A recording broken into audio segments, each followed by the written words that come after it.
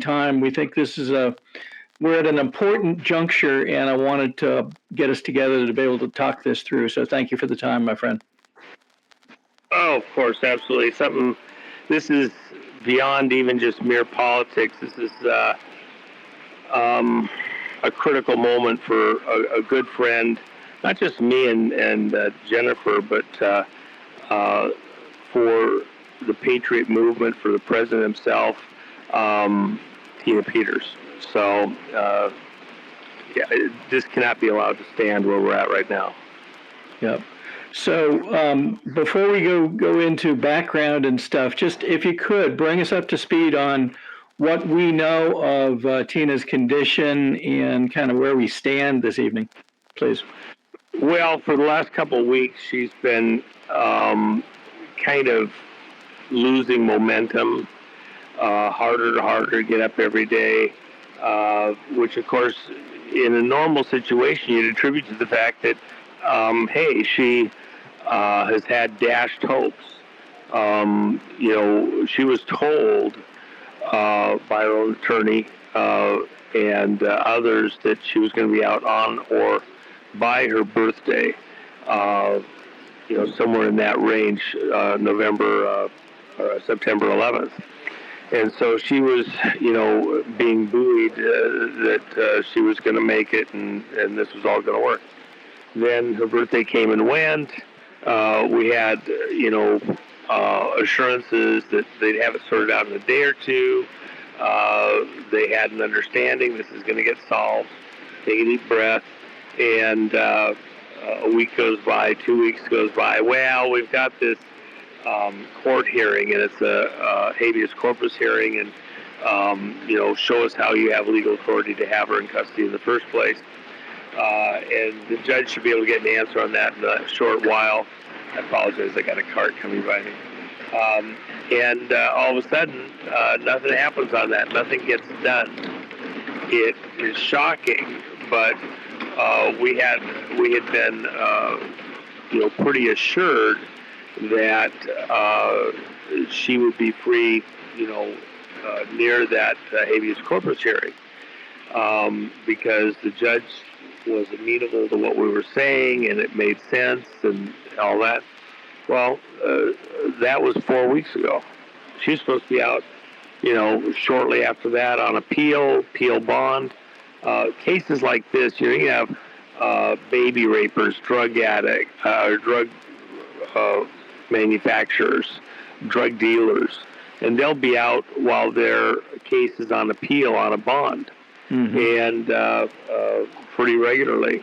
Tina is such a threat to to society that they have pushed very hard to just keep her in custody because they view her as a threat to society in Colorado. Well, yeah, for their norm, yeah, it's probably true because as it looks like to us, they want the lawlessness of the way that the elections are held in Colorado. Just one item that still has me pissed off. Colorado required, Tina ran for Secretary of State on my advice while they were doing these charges against her.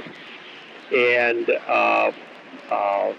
so during the primary for that, we saw that there was mischief in the vote, and we suspected that we knew very well that there had been, detectable mischief. So they required us to come up with $250,000 in order to pay for, supposedly, the recount.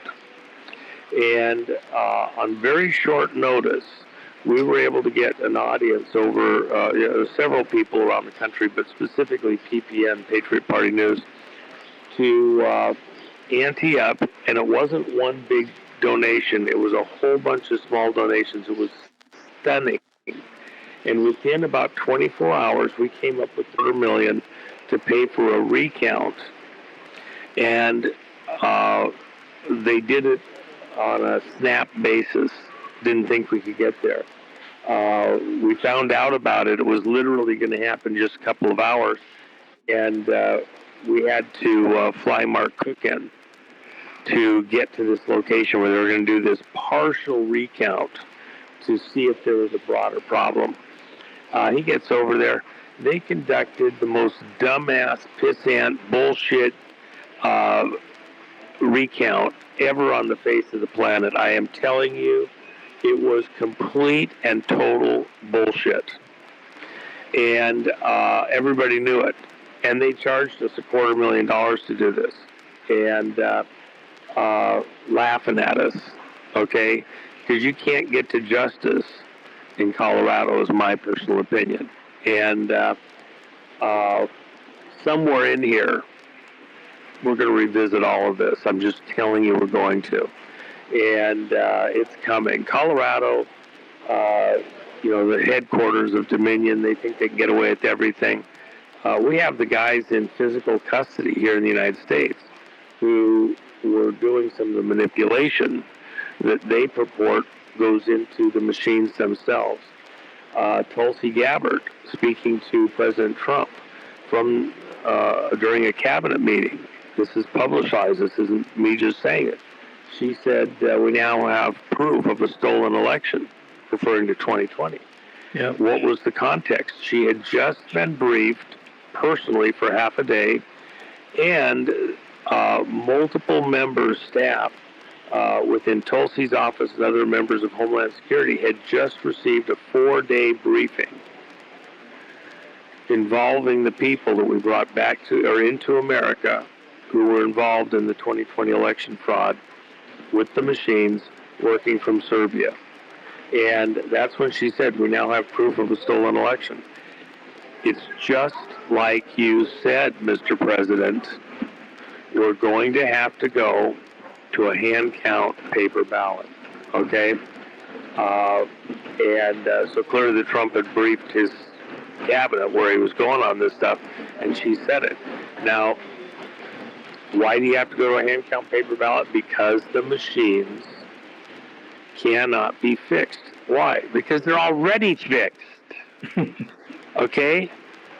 And we can't use them. We can't use them in the next election. Trump's going to issue an executive order very shortly mandating hand count paper ballots nationwide. The states won't have any control over it because it's going to be done under an emergency, national security emergency involving elections. And within the context of that national emergency, then he can take control of the way that the vote is conducted right down to the county level. And these states don't see that coming. Colorado doesn't see it coming. Hawaii doesn't see it coming. Many other states don't see it coming. It's going to set this country on its ear. It's going to be the most important thing Trump does while in public office. The second most important, he's going to get, number one, honest vote. Your vote's going to get counted the way it was cast. No more fraudulent votes in there, no machine mischief. And then he's going to get us honest money. So the vote's more important than the money, because if you can counterfeit a vote, you use that counterfeit vote to get the politicians to spend money that we don't have, and it's better than counterfeit money. But then he's going to go after the counterfeit money too immediately after that. So at the end of the day, this issue of the vote is front and center. Colorado is dreaming if Governor Polis and Secretary of State and the AG think that they're just going to shine us all on, forever. No, this is coming to a head, and I think President Trump is reaching a point where he's about to pull the pin on the Tina Peters case specifically to make a point. Why? Because, for example, the Todd Blanch, Deputy Director over at Justice Department under Pam Bundy, he sent a request last week and a half ago, to Colorado requesting that Tina Peters be turned over to federal custody. And the way that was interpreted by most people was that They're getting ready to take action. She will be a useful witness and expert as we get into some of the election crimes the Justice Department is currently investigating and related back to 2020 and other elections. And so she would be useful to the federal government in that in these investigations and ultimately prosecutions. Colorado, it was an informal request, and it was formalized in a formal letter to the Colorado. The Colorado Attorney General responded, and it was a pretty snarky response. No, we don't think it's appropriate, and blah, blah, blah. And we're not letting go of Tina Peters. Normally, states are pretty responsive to that type of a federal formal request. Mm-hmm. In this case, it just goes to the political nature of holding Tina Peters. They do not want Tina Peters to be out of their control because they're using her as a scarecrow to keep everybody else in line, not just within the state of Colorado, but the people pulling Colorado's strings out across the country. Remember, this is an important thing you have to think about with Colorado. Colorado is the state where the state officials stepped up and tried to get Trump removed from the ballot for 2024. Right. And said that he can't be on the ballot because of these, bullshit convictions out in New York while they're on appeal and everything else. So he's off. And it went through all the state courts, state Supreme Court in Colorado. Can Trump be kept off the statewide ballot? And they all said yes, yes, yes, yes, yes. And so they were all gleefully going to lead the nation in keeping Trump off the ballot, the federal ballot, the national ballot for 2024. There was a dozen other states lined up behind Colorado to remove Trump from the ballot, okay? Mm-hmm. Attorney generals and everybody all excited about doing this. And by the way, remember there was 18 attorney generals, I believe it was, from around the country that all left in January and went to South Africa, of all places. Okay, South Africa, where the president of South Africa came into the Oval Office and got pantsed by Trump over having the white farmers killed. They all went to South Africa and had a little secret conclave. They were in South Africa with a lot of their Democrat leaders, like the Marxist mayor of L.A., Karen Bass. She was in South Africa as L.A. burned. Nero was in South Africa. Jen and I landed the morning before the fire started. As we were landing in L.A., we were landing west to east. Extremely unusual. It's only done a few times a year at LAX because the wind is offshore coming onshore from the Pacific, going from west to east. They had a Santa Ana wind that was quite powerful going that morning when we landed, and Air Force One was on the ground right underneath us. It was actually Air Force 3. It was the older one, not the 747. And so there's Biden's little plane down there, and with training wheels on it. And by the way, why wasn't he on 747? Trump said to the generals out in Virginia a few weeks ago when he had them all together, he said, I am 45, 46, and 47. Everybody was shocked. All the generals were kind of rolling their eyes. What in the world is he talking about with that? Because he never gave over command and control of the nuclear arsenal. The big 747, that has capability to run continuity in government, including nuclear, in the midst of an attack. But anyway, that said, they didn't give him the keys. He got the keys to the short bus, not the big bus. But with that all in mind, Colorado has been at the forefront of opposing all things Trump, everything players and all that. They are contending that their state's right to hold Tina cannot be overrun by Trump. And Trump and a lot of his team, they've been trying to play this states' rights thing on all sorts of issues, including the vote, on several counts, including a national emergency, which Trump is about to announce regarding the vote. Trump does have the authority to remove Tina from Colorado's custody. He could do it before on other bases or after that national emergency is announced. And the reason that that's so important is because it's moved up in importance, I should say. Tina has been holding her own in a very desperate situation, but her health is really going by the wayside fairly quickly now. So the question is, can she wait for this next action? She's been coughing up phlegm and lung tissue and everything else. She's going to be seen next week, and because of all the drama that I put out there and getting very pissed off, and others likewise, they moved up her exam to get some x-rays of her lungs. She's a lung cancer survivor. She was a stewardess for quite a long time early in life, and a lot of that was back in the dark old days when you could still smoke on airplanes. And so it was very hard on crews like that. Yeah. And whatever reasons, she got cancer. She got lung cancer and had to have a third of her lung removed.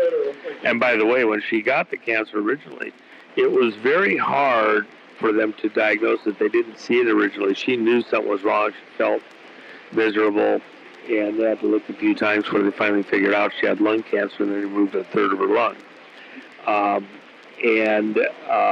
She says she feels the same way she did then. It feels like the same thing. And so that's why we're sweating bullets in part.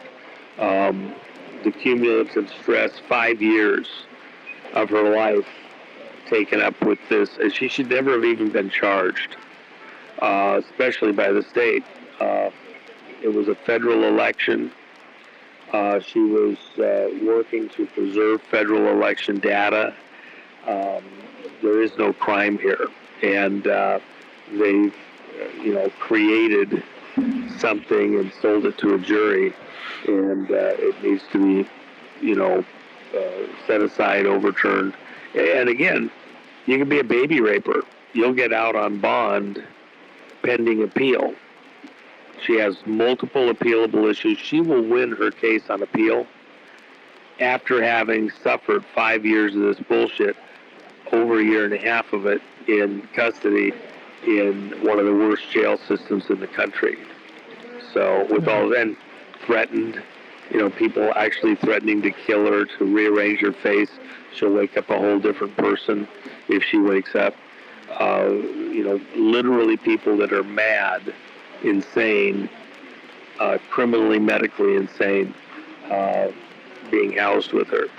And the stress has, taken its toll. And that's why we're pressing so hard. I mean, am I wrong to get a bit unhinged over what's going on here?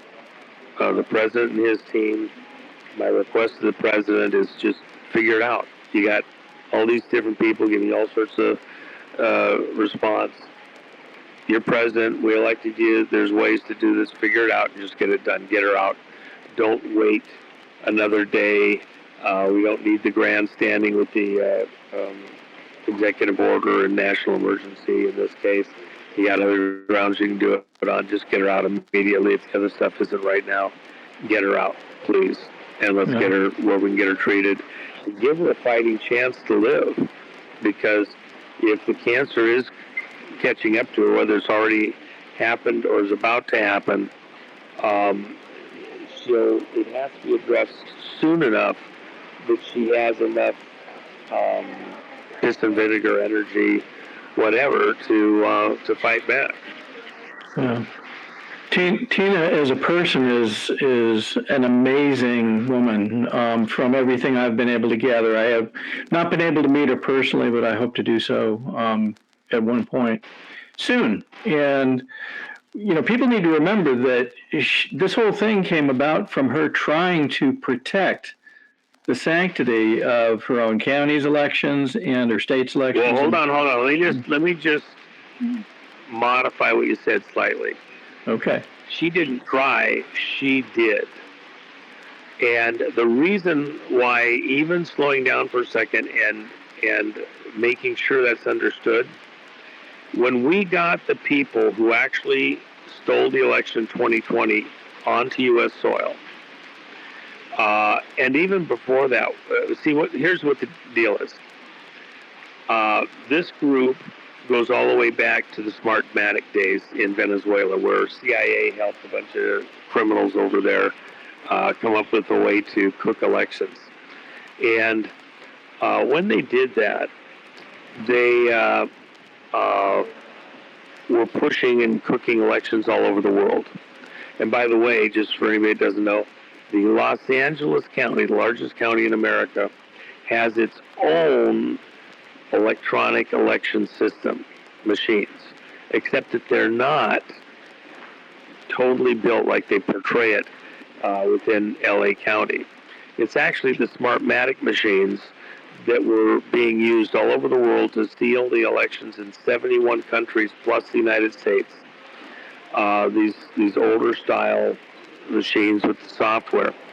That was invented. That was moved from Venezuela out to work all over the world, and our own CIA helped fund a lot of that. Okay, working with communists, racketeers, foreign intelligence agencies. So when Venezuela began to fall sharply, Maduro there and like that, they needed a more stable place to work from. So they moved the key engineers and the technology to Serbia. And when they got to Serbia, they got reset back up with the server farms and all that. And they had a building that was built there. And here's something that'll just blow your mind. The building they built in Serbia, it's half owned by the wealthiest man in Serbia. But the other half of the building is owned by John Brennan. Yeah, you got it. Former director of CIA, okay? He owns the other half of the building where the server farm was set up to cook the elections in 2020. But before they did first big one here in the U.S. from that new location in Serbia, they needed to test. So you know where they tested their system? South Africa. The election to put Ramaphosa into office. The one that Trump pantsed there in the White House. This racist who's, literally destroying South Africa. He's the counterpoint to Maduro in Venezuela. And here's another little amazing little thing about that.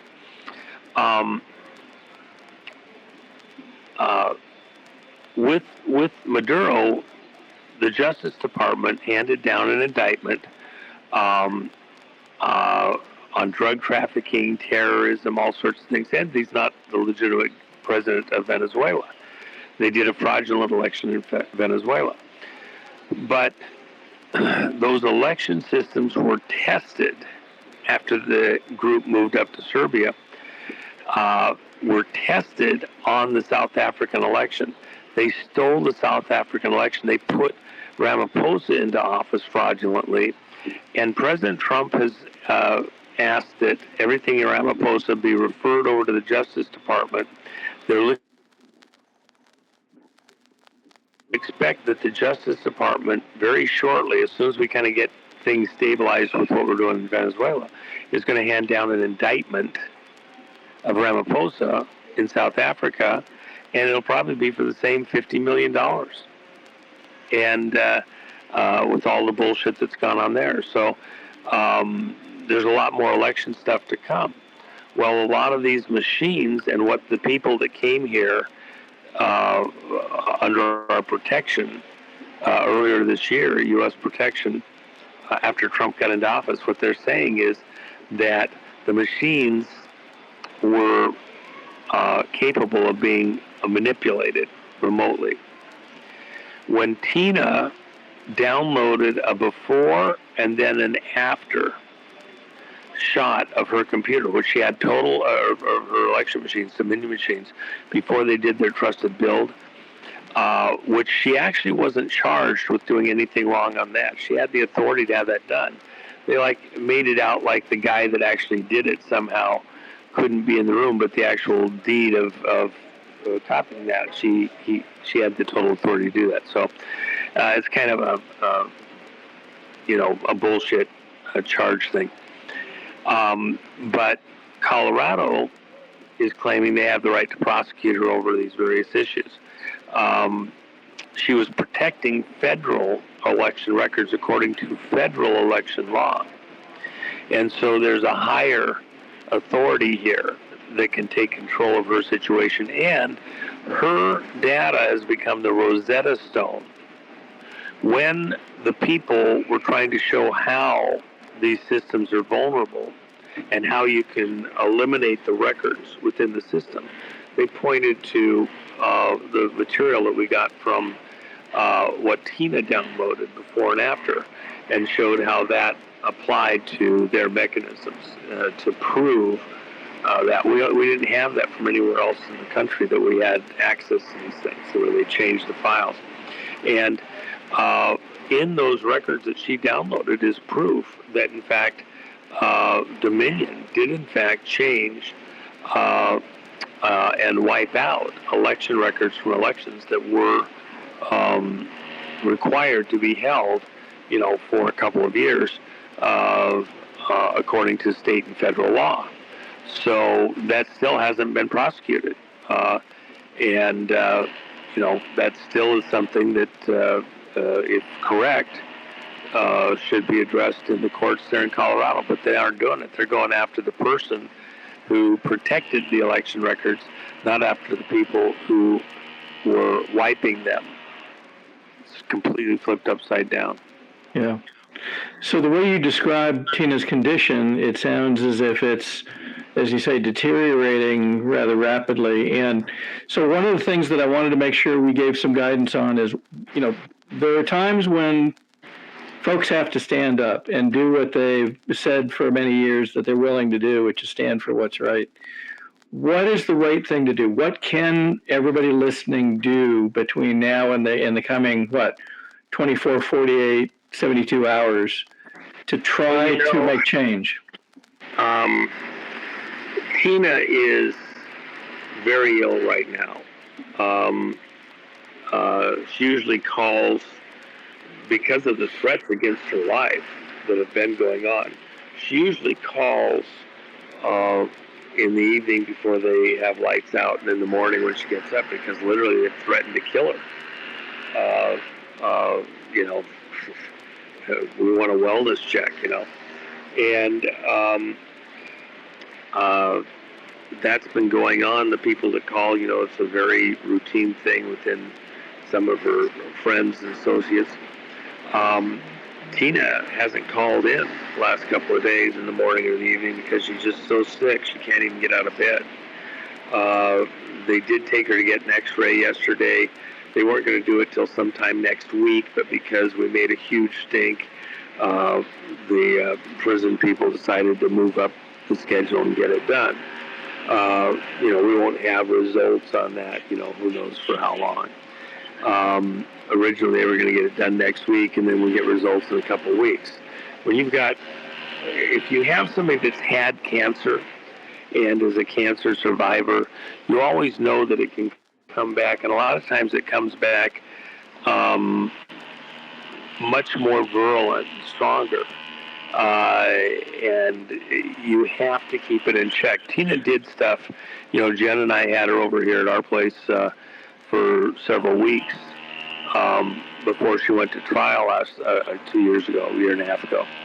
And she was very proactive to stay on top of her diet, her sleep timing. She, was careful on the nutrients. She had red light therapy. She did to keep her blood flowing. She did magnetic therapy, a pad that she would sleep on to keep her blood circulating well and even. And so she was able, she's a cancer survivor. She had cancer bad enough to take out a third of her lung. Her chances at the time that she was originally in that condition were less than 50-50. And she had survived several years. But the stress, the tension, the inability to get a decent night's sleep, let alone, they feed you mystery meat, bread with no nutrients in it. Before we're done with this administration and in the administrations after, one of the most critical things that I believe we have to do, because I have so many people that I've dealt with that have been in and out, ask any of the J6ers, prison reform. My friend Erwin Schiff and his wife, what they went through in the federal prison system, just horrendous. They killed them in prison. The reality, and by the way, in his situation, he didn't get any treatment, came down with cancer, and literally went very quickly. The prison, medical staff will tell you it's their job not to make you comfortable, but to keep you alive so you can serve out your sentence. And we actually had somebody that was involved in this, made some pretty snarky statements along those lines a while back that I think were completely out of line. But you're in a situation where it's very hard to get anybody to do anything about it. But they have a very snarky attitude there in Colorado about how they think this should go for Tina. If she dies there in prison, well, that's what they had her here for. So, when the judge sentenced her, 70 years old to essentially 9 years in prison, it's much, and women's prisons are the hardest. They're much harder than men's prisons. That's much harder on the women, just so you know. And they age a lot in that environment. And so it essentially was a death sentence for Tina. They want her in there till she's dead, sooner or later. That's unacceptable. What we're really asking for is to keep the pressure on. The Governor Polis needs to relinquish custody of Tina to the federal, with the federal request that came from Todd Blanch. The medical release, her attorney Peter Tickton filed papers yesterday looking for her to be released on a speedy basis on the medical stuff, but it goes before a board. They've got to analyze it. They get doctors up. It can be months before they even make a decision. And at this point, I think that we don't want to wait until it's a fait accompli that Tina's only got a short while left because the cancer's fully back. The stress has taken its toll. We're asking that President Trump intervene quickly. He has the authority to, and to have Tina released on one of the several grounds which he has authority to do, and get it done. Just figure it out. Pick up the phone, call everybody, let them ask all the questions, make all the statements, who's blocking it, what aren't we doing right, and figure it out. But get her out of there. President Trump has said she's a political prisoner. She is. He said 3 times, let her go, get her out, get it done. Hasn't happened. Well, he needs to up the game and get this done. And because,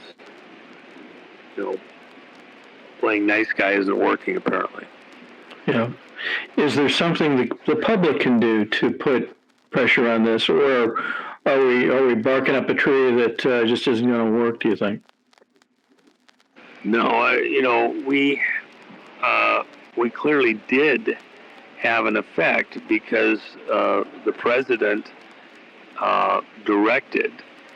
This was from the Oval Office, directed that they get this figured out over at Justice Department. Todd Blanch did send the federal request trying to play reasonably nice to have Tina remanded to federal custody. They did speed up, instead of getting to her next week sometime to have an x-ray of her lungs, see if the cancer's back, they moved it up to yesterday. So they were responsive, but that's because the prison officials got 9,000 calls overnight Thursday, okay? Yeah. That's because the White House phone lines were being, there was heavy calling to get something done related to Tina over the last week. My angst, my concern is that even now, there's a bureaucratic delay. And with this type of cancer and with the, her lungs are full of phlegm, she's obviously got some type of a lung infection on top of everything else. And it's not probably getting the right kind of a treatment. Especially we have this kind of damage already there, it can move very quickly. And then all of a sudden, you get her out, it'll be a Pyrrhic victory because, she'll be the Viking warrior princess, and we'll be, sending her off to, heaven with, everybody there present for the Viking funeral. And, but it'll be too little too late. And, gosh, we all feel bad, but we were all restricted. We all couldn't do this or that or whatever. Bullshit. Need to move quickly, decisively, own this. I think the president's, anybody around him that's advising him to let the process work, in battle, things happen, and sometimes you have to change your plan, change your timing because of opportunities that open up, particular pieces of information that open up. And I think this is one of those moments.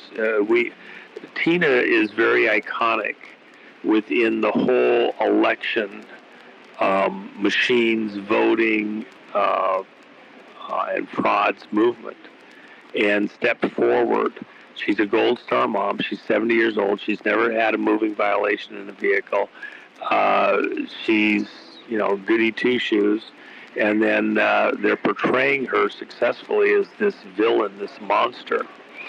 And if they succeed in having her die in prison or come out of prison and die shortly thereafter, it becomes a warning that you can't protect the good guys. It's the devil himself laughing at us.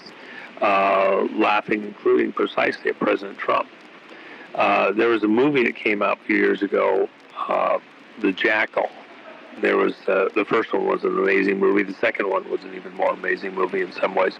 Mm-hmm. But the hinge moment in the whole movie, The Jackal, is when the bad guy has one of the detectives, a Russian detective. She's been fatally wounded,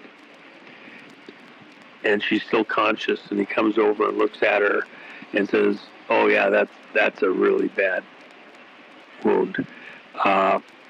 Takes her hand and puts it where the wound is over her liver and says, "If you keep the pressure on, you'll last about 20 minutes.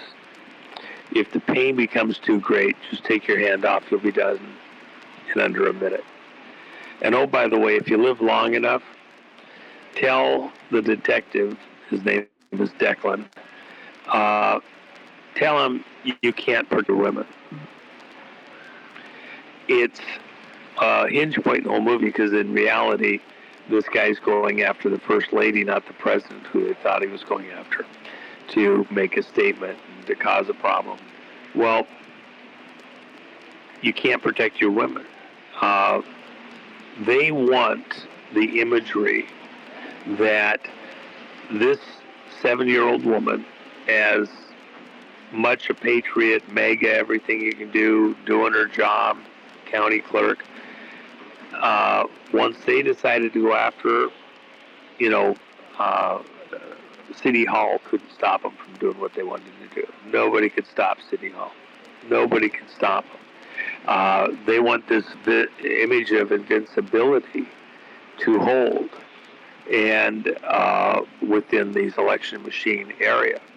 Trump's going to stop it because he's going to put national emergency. He's going to stop the use of any electronic equipment at all in the 2026 election. Nothing. No existing voter rolls. Got to start from scratch. My team put together the basis for the executive order that I believe is going to be used in this, and submitted it months ago. 17 pages. But in the meantime, if they can hold the line even for days, hours, on Tina Peters, and she expires, it is a swipe at us and showing their invincibility. And that's why I believe that in part the president needs to act to make a statement in the midst of all of this. That's not true. We're not going to be run that way, and you are.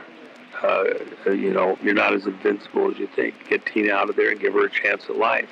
I don't want some stadium full of people with cell phones waving with lights on. Gosh, we thank you, Tina, for your sacrifice. I want Tina there to enjoy the victories that are coming, because we are going to win our country back with honest votes. And that's Trump's number one thing of all of his time in office. That's the most important thing that he wants to leave as his legacy. Well, Tina is at front and center, iconic in that legacy. And Tina, her son, Remington, Navy SEAL, was on the demonstration team, parachute team, killed in a very unusual situation, double chute failure, which is very questionable. How did that happen? It just never happens. And he's not here to fight for her. He's not here to say anything for her. We had the Veterans Day the other day. Well, she's a vet too, in a different type of war. He can't fight for his mom. He's watching us. What are we going to do to fight for her? She needs to be free of the monsters and the bullshit, and not a political prisoner. It's painful that we have political prisoners here, and she's, the 7-year-old woman, these people that are doing this, many of them will be in prison themselves at some point in the not too distant future. When they're there, we're gonna give them crickets. Oh, I remember how you treated Tina Peters. I remember. Yeah, okay. What comes around goes around, huh? That's the way I feel. Yeah. You spoke of these people that have done this to her, and have done many of these bad things, if you will. It reminds me of something that you said, and I saw Jenna Griswold, pardon me, make a comment the other day, and she seemed to exhibit so many of these characteristics of the 6 things that God hates. The haughty eyes, the lying tongue, the hands that shed innocent blood. And you can't really overlook those things in the midst of this. I mean, what kind of person, you called them monsters a minute ago, what kind of person would do this to, as you say, a 70-year-old, kind, gentle woman? It baffles most people's, understanding. I'm sure that the people I'm talking about here wouldn't see it this way, but demons, the devil himself, he gets a certain energy from stealing the life energy out of his victims. You see it in the madness of some of the things that the most unhinged, the least inhibited of his followers do, all the way to child sacrifice. The devil, unchallenged, will very quickly reach some type of a crescendo within the people that he's manipulating that delights in torment and death. It's where he goes. He can veil it, and his followers can veil it up to a point, but at a certain point where the victim, they somehow get spurred along by the cries of their victims. And in this case, you see this even with Tina's situation. They get some delight that she is feeling the torture. They'll couch it like the judge did, as though he's doing something righteous, some righteous act in punishing Tina and throwing the book at her and everything else. But it falls flat when you really know what the situation is. She's a greater terrorist threat than the baby rapers, the drug dealers, everybody else. Seriously. And he took a lot of time in his pontification at the sentencing of Tina to explain in excruciating detail just what a horrible person she was, what a threat to our society and everything else she was. That was just over the top, unnecessary, inappropriate, and then throwing the book at her. He was trying to justify this extreme action in the sentencing for everybody. It only reinforced how unhinged the system is in Colorado. Remember, they want to keep Trump off the ballot. It wasn't until they got to the Supreme Court, and the Supreme Court shut them down completely. Yet in Colorado, as far as they were concerned, all of the courts, all the judges, all the politicians were absolutely in agreement. You couldn't have Trump on the ballot. Trump derangement syndrome is real. And the Supreme Court had to shut him down. You had another dozen states that were absolutely ready to go, primed, waiting for the Supreme Court decision so they could take Trump off the ballot instantaneously also.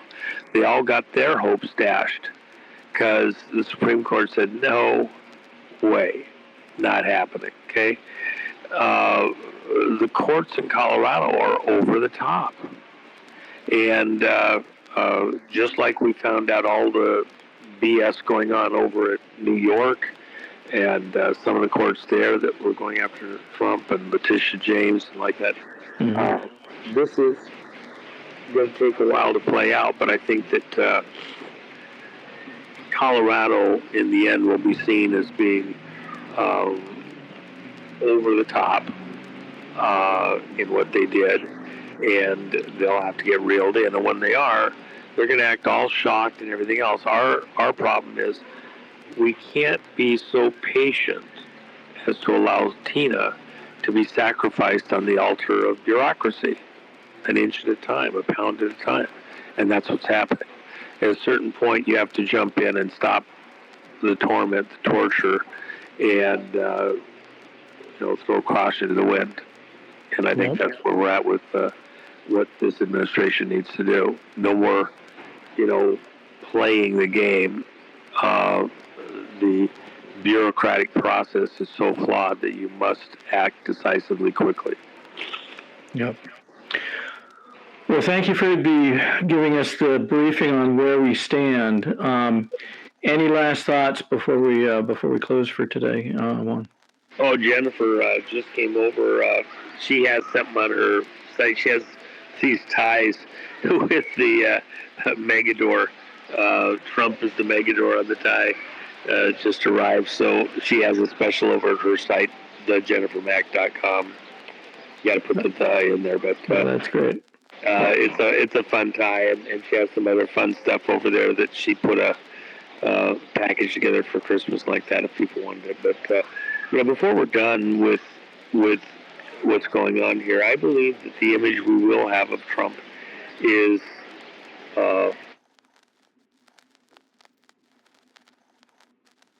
state bull. Forget the bullshit, kill the bull.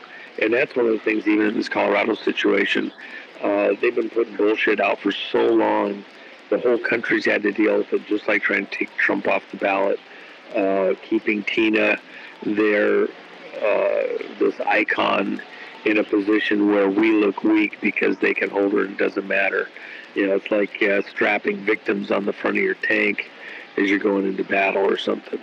And, that's what they've got with Tina, and it just has to be come against. It cannot be allowed any longer. And so killing the deep state bull, we got to get rid of them. So that's the imagery I think that we'll have a Trump down the road years from now when we see everything that's done. That'll be great. I remember when Jen first did the Magador artwork, and it's it's gone into all kinds of materials now. You have jackets and I think flags and other things that you've created that are just a lot of fun. Oh yeah. Well, she's got just a few of the jackets that I signed over at her shop right now, and I don't know what sizes are left, but I signed some when I was there a couple weeks ago, and there's an event that's going to be happening at Mar-a-Lago in December, and that'll be something that is going to be there at that event. So I think a lot of people are going to want one before it's over, so you might want to go order one quick while you can. But anyway, it's fun stuff. We enjoy it, and it helps. We fly the flag. So yeah. So Juan, once again, thank you for the time. For the folks out there, please take time and offer a heartfelt prayer for the protection of Tina, and for those who hold her in harm's way, something to reach their hearts, some air of righteousness to reach their hearts, to move beyond this, and let's get her free, let's get her safe. Yes. Yep. She did a tremendous amount for the whole country, and now we need to step in there for her. And she did it before most people even realized there was a problem. Now the whole country, the whole world is growing to understand the extent of the problem day by day.